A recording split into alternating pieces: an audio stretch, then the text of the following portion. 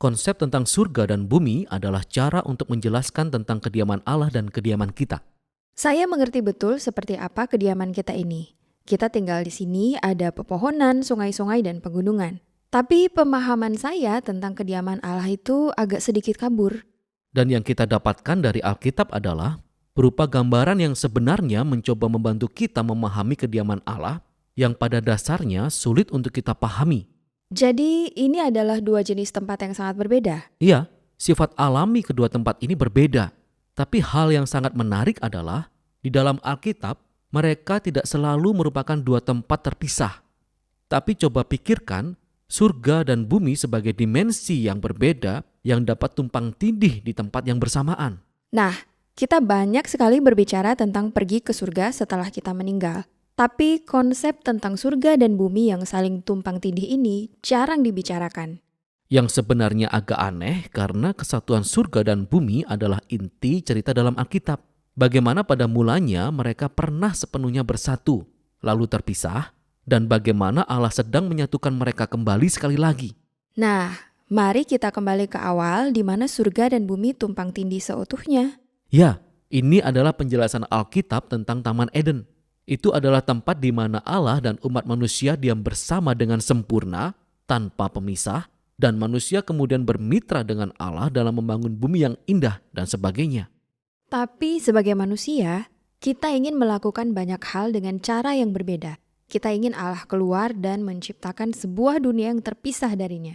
Ya, jadi kita punya dua tempat sekarang. Dan Alkitab sebenarnya menggunakan berbagai kata dan frase untuk menyebut kedua tempat ini dan untuk membuat perbedaan yang jelas. Oke, tadi Anda berkata bahwa kedua tempat ini bisa tumpang tindih. Nah, coba tolong jelaskan bagaimana hal itu bisa terjadi. Disinilah kita harus mulai bicara tentang bait suci. Karena dalam Alkitab, kita mengalami hadirat Allah dengan pergi ke bait suci. Disitulah di mana surga dan bumi tumpang tindih. Nah, ada dua jenis bait suci yang dijelaskan dalam Alkitab. Pertama adalah tabernakel, yang pada dasarnya merupakan sebuah tenda yang didirikan oleh Musa. Kedua adalah sebuah gedung yang megah yang dibangun oleh Salomo. Dan bait suci ini dihiasi dengan hiasan berbentuk pohon buah-buahan dan bunga-bunga, patung malaikat, berbagai jenis emas, perhiasan, dan sebagainya. Dan semuanya ini dirancang untuk membuat kita serasa kembali lagi ke Taman Eden. Dan di pusat dari bait suci ini adalah sebuah tempat yang disebut Ruang Maha Kudus, pusat di mana hadirat Allah berada. Sekarang kita bisa kembali bersama dengan Allah lagi. Tapi tunggu dulu, karena bait suci ini juga menciptakan sebuah masalah. Jadi, tempat Allah itu penuh dengan hadiratnya, kebaikan, keadilan, dan keindahan. Sedangkan tempat manusia penuh dengan dosa dan ketidakadilan, serta keburukan yang ditimbulkannya. Jadi, bagaimana kedua tempat ini bisa saling tumpang tindih jika mereka sangat berbeda dan bertentangan satu sama lain? Hal itu diselesaikan melalui pengorbanan hewan. Ya, itu sangat janggal. Apa hubungan pengorbanan hewan dengan hal ini?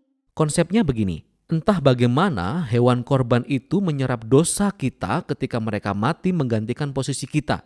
Dan itu menciptakan sebuah tempat yang bersih, sehingga dapat dikatakan bahwa sekarang kita bebas untuk masuk ke dalam bait suci dan berada di hadirat Allah.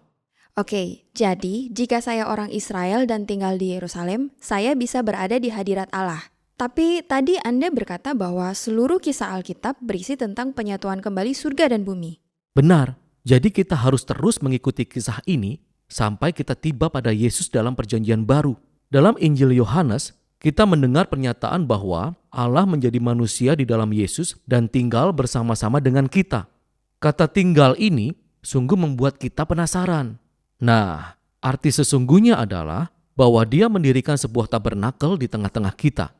Jadi apa yang dinyatakan Yohanes di sini adalah bahwa Yesus itulah bait suci. Sekarang Dialah tempat di mana surga dan bumi saling tumpang tindih.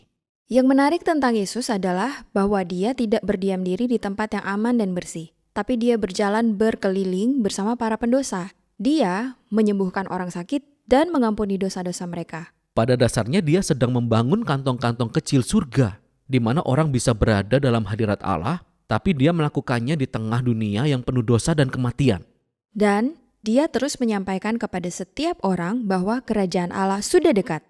Dia bahkan berkata kepada para pengikutnya untuk tetap berdoa agar kerajaan Allah datang dan kehendaknya terjadi di bumi seperti di surga.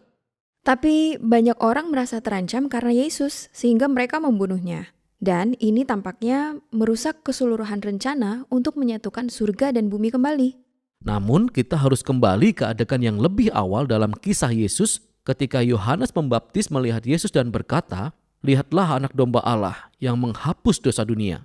Jadi, Yesus tidak hanya disebut sebagai bait suci, dia juga disebut sebagai korban bait suci. Ya, jadi sekarang salib menjadi tempat di mana Yesus menyerap dosa untuk menciptakan sebuah tempat yang bersih yang tidak dibatasi seperti yang terjadi dalam pengorbanan hewan. Pengorbanan Yesus memiliki kuasa untuk terus dan terus menyebar dan menyatukan kembali semakin banyak surga di bumi.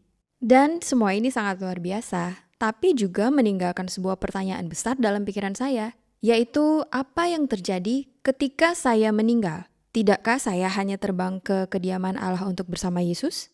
Ya, jadi beberapa kali dalam perjanjian baru, kita belajar bahwa orang Kristen akan bersama Yesus di surga setelah dia meninggal.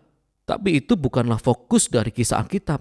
Fokusnya adalah pada bagaimana surga dan bumi sepenuhnya bersatu kembali melalui Yesus dan akan dipersatukan dengan seutuhnya suatu hari nanti ketika dia kembali. Jadi dalam kitab Wahyu, kita mendapat gambaran yang indah tentang Taman Eden. Sekarang dalam bentuk sebuah kota yang masuk mengakhiri zaman dosa dan kematian dengan menebus seluruh sejarah umat manusia dalam sebuah ciptaan baru. Sehingga kediaman Allah dan kediaman manusia bertumpang tindih sekali lagi.